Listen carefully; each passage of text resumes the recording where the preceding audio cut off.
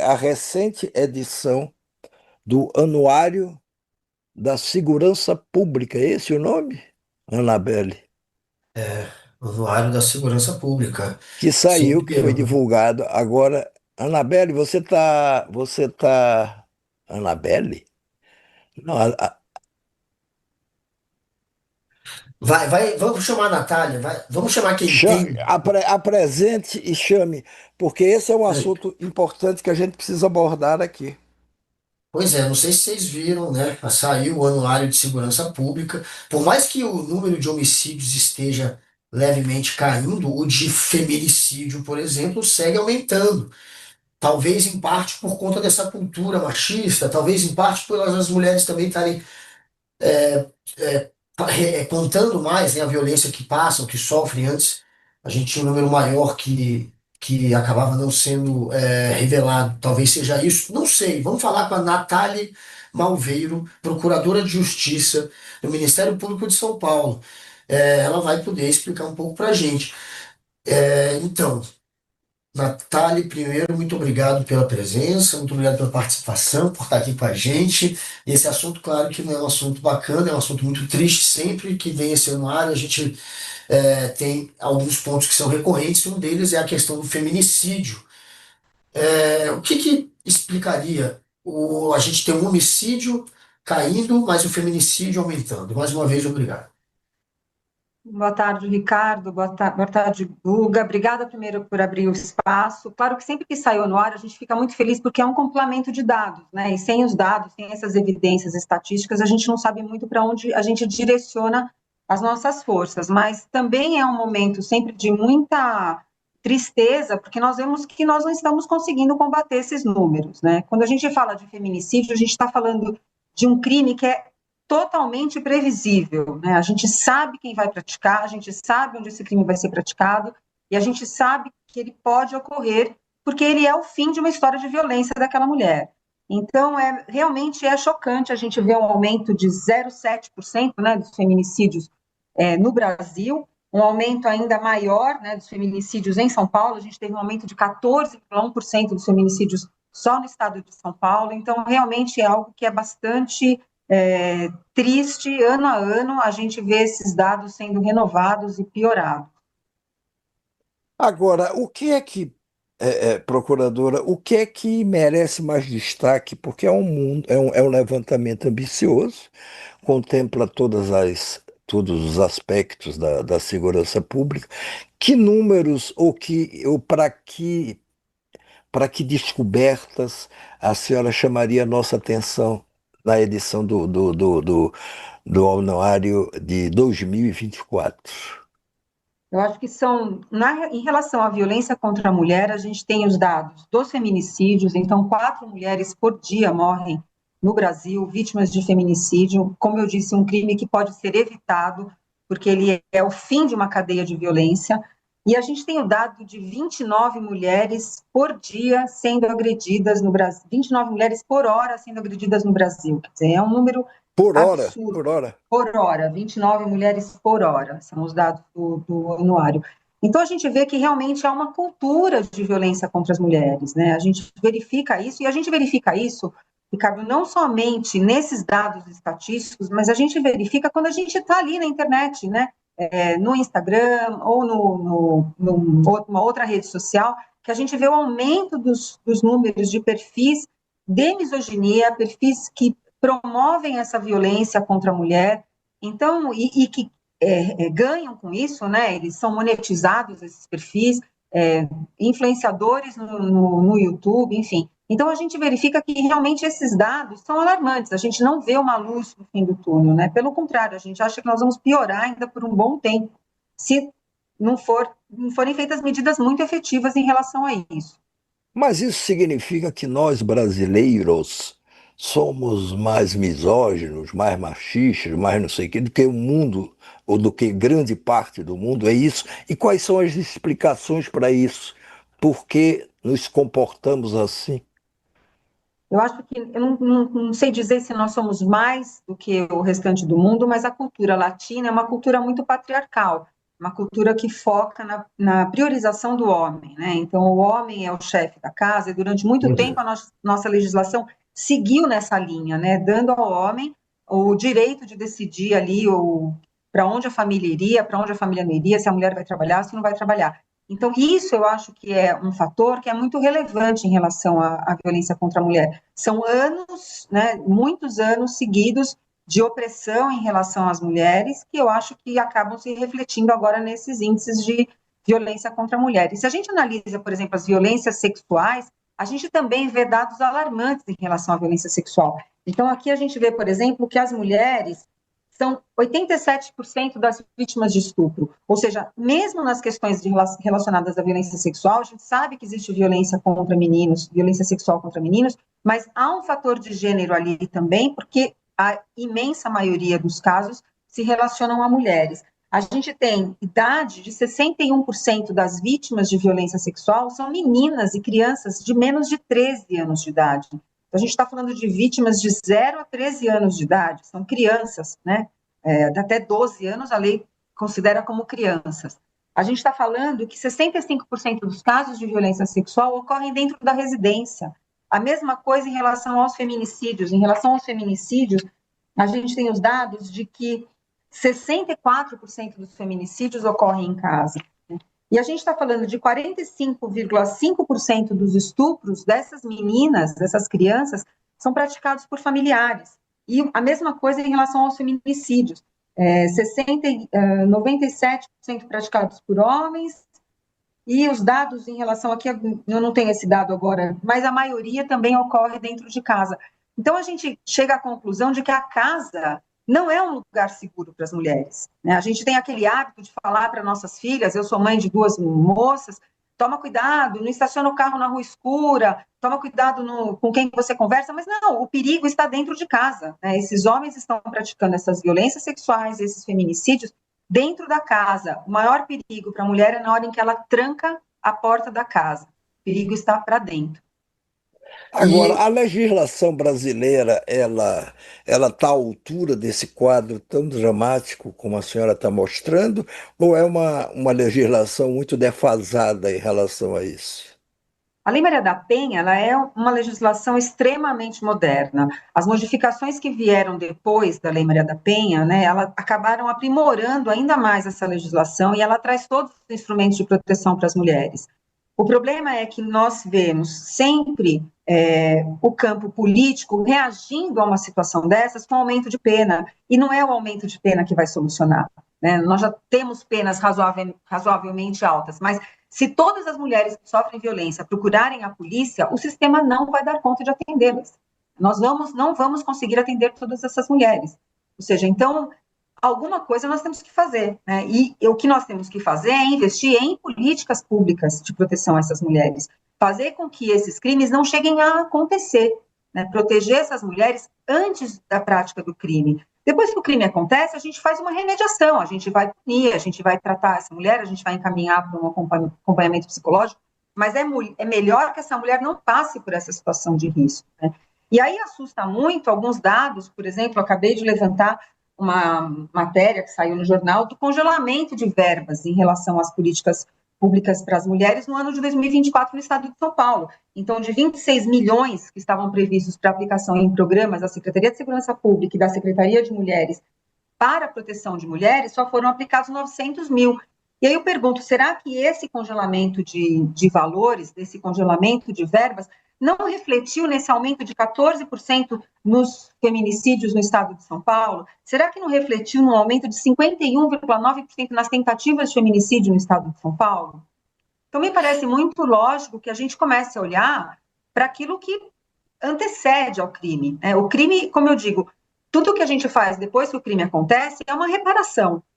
Nós temos que evitar que esse crime aconteça, evitar que essas meninas, crianças de 0 a 13 anos, sejam vítimas de estupro, né? Evitar que elas tenham que encarar uma gravidez, por exemplo, e tenham que depois procurar um serviço de abortamento legal, né? A gente tem que evitar com que esses estupros aconteçam, porque depois que ele acontece, a gente vai estar remediando. Agora, que explicação dá o governo de São Paulo, por exemplo? Estou falando de São Paulo porque a senhora citou dados de São Paulo.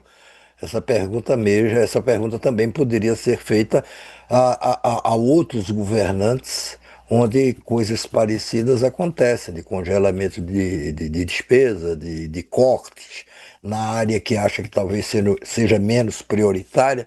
Qual é a explicação que os governantes, ou no caso específico de São Paulo, dão para essa corte ou para não aplicação de tantos recursos, especificamente em relação às mulheres?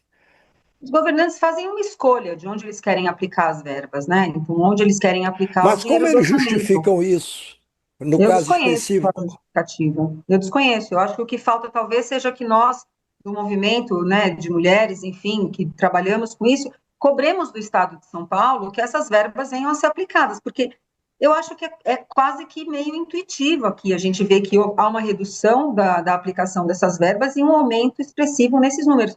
Aumentos que não acompanham os aumentos, as médias nacionais, né? Então, quando a gente fala num aumento de 0,7% dos feminicídios no Brasil, a gente está falando num aumento de 14% dos feminicídios de São Paulo. Né? Então, nós temos que implementar políticas para proteger essas mulheres, ampliar o funcionamento das delegacias da mulher, para que elas efetivamente funcionem por 24 horas do dia. Não adianta a delegacia da mulher, Ricardo, funcionar das 8 da manhã às 5 da tarde. Não é esse o horário em que a mulher é agredida, não é esse o horário em que a mulher precisa do atendimento. Ela precisa de atendimento durante as 24 horas do dia, durante os 7 dias da semana. Então, nós precisamos implementar essas políticas, porque se nós tivermos uma ação efetiva no primeiro momento de agressão a essa mulher, se nós tivermos políticas do CREAS, né, específicas para mulheres em situação de violência, que intervenham no momento em que essa mulher começa a apresentar aqueles sinais muito típicos de mulheres em situação de violência, políticas em que o próprio sistema de saúde, quando essa mulher chega poliqueixosa, com dores no corpo todo, com depressão, que os médicos sabem identificar essa questão de fundo que é a violência contra a mulher, se nós tivermos essas políticas, nós vamos evitar o crime, que é o motivo principal da justiça criminal, é evitar que o crime aconteça, né?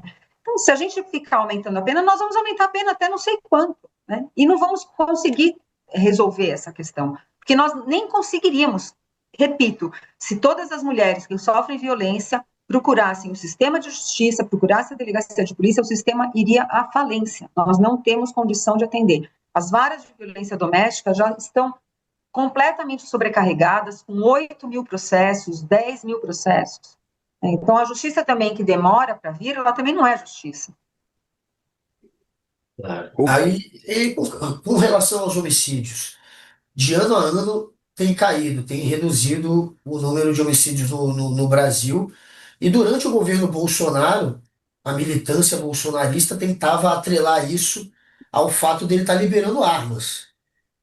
Pelo que eu li, na verdade, a gente teria até diminuído mais o número de homicídios se não fosse o Bolsonaro incitando a população a ter arma, mas eu posso estar enganado. Enfim, qual que é a explicação para a redução do homicídio? A explicação, acho que são várias, mas obviamente não é o maior número de armas na população, né? Isso é comprovado que quanto mais armas na população civil, maior o número de homicídios e maior o número de homicídios que nós não conseguimos prever. Então, numa briga de trânsito, por exemplo, uma briga que acabaria lá com, de repente, uma troca de empurrões, pode acabar num homicídio porque uma das partes está indevidamente armada, né? Ou legalmente armada, mas que não deveria ser a situação. Em relação a feminicídio, é absurdo dizer que uma mulher em situação de violência se sentiria mais protegida com uma arma de fogo. É o contrário, com uma arma de fogo, ela provavelmente armaria o autor da violência, né? Esse autor da violência que, de repente, praticaria a violência com as mãos ou com uma arma branca, que é a maioria das formas de violência contra a mulher, se ela tivesse uma arma, possivelmente ela seria desarmada e essa arma seria usada contra ela. Então, o que nós estamos vendo agora, nesses dados, é reflexo de uma política equivocada, uma política de que tem que armar a população, que a população tem que se defender. A gente vê policiais que morrem reagindo a assaltos, por exemplo, em situação de folga. O policial que é treinado, que é capacitado para o uso de arma. Muitas vezes ele acaba reagindo e acaba padecendo ali, falecendo por uma troca de tiros, porque tinha um comparsa que ele não observou. Imagina um cidadão comum que não tem treino nenhum, que acha que pode pegar uma arma e porque sabe manusear, e que joga videogame, pode usar uma arma de fogo. Agora, a letalidade policial aumentou, não foi, doutora Nathalie?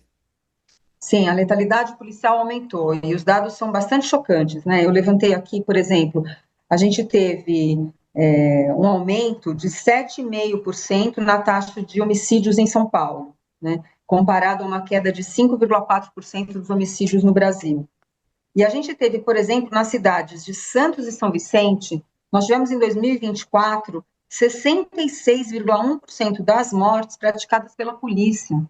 Então, como é que nós podemos ter um dado desses? Como é que nós podemos ter 66% das mortes em duas cidades do estado de São Paulo praticadas pela polícia? Ou seja, se a polícia não tivesse praticado essas mortes, né, por, enfim, reação, o que seja, se não tivesse ocorrido, né, essas mortes, não tivessem ocorrido essas mortes, a gente teria menos 66% de mortes, né? Então tem alguma coisa equivocada também nessa política pública, né? A gente tem que pensar que a polícia não está lá para cumprir uma pena de morte, que o Brasil não acolhe a pena de morte. A polícia está lá para fazer a efetiva prisão daquele suspeito, encaminhá-lo para o sistema de saúde, para que o sistema criminal, para que o sistema criminal processe adequadamente aquela pessoa, né? Então a gente vê dados assim bastante estarrecedores, por exemplo, que as taxas caíram, as taxas de morte de intervenção policial caíram em todo o Sudeste, menos no estado de São Paulo. Então, a gente vê que realmente, assim, a política de segurança pública, ela deve ser orientada por evidências e não por ideologia, né? Então, quando a gente fala do uso de câmeras corporais, a gente está falando em evidências científicas, a gente está falando em números, né? Números que melhoraram não só em relação à letalidade policial, mas também na morte de policiais em serviço.